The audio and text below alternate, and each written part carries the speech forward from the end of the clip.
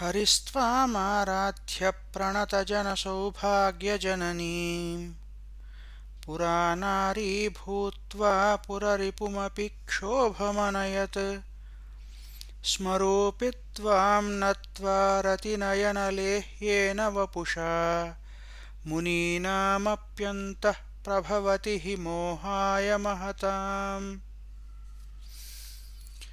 శ్రీమాత, భక్తులకి సౌభాగ్యాన్ని అనుగ్రహించేటటువంటి నిన్ను శ్రీహరి అర్చించాడు.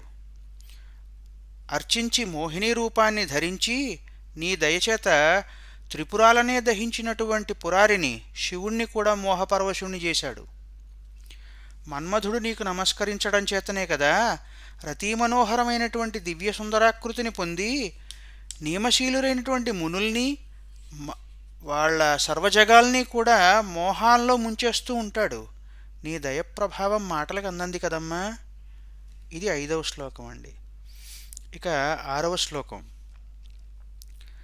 ధను పౌష్పం మౌర్వీ మధుకరమయీ పంచవిశిఖా వసంతః సామంతో మలయమరుదాయోధనరథః తథాప్యేకः సర్వం హిమగిరిసుతే కామపి కృపాం అపాంగాత్తే లబ్ధ్వా జగదిదమనంగో విజయతే.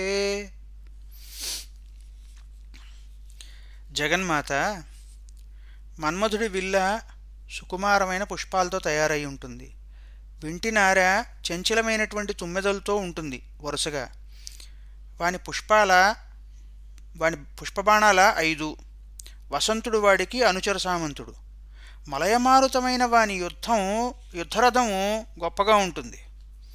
ఇలా పరమ సుకుమారుడైనటువంటి మన్మధుడు ఒకడే అయినా నీ కరుణా వీక్షణం వలన తను శరీరహీనుడైనప్పటికీ కూడా జగత్తులన్నింటినీ కూడా గెలుస్తున్నాడు.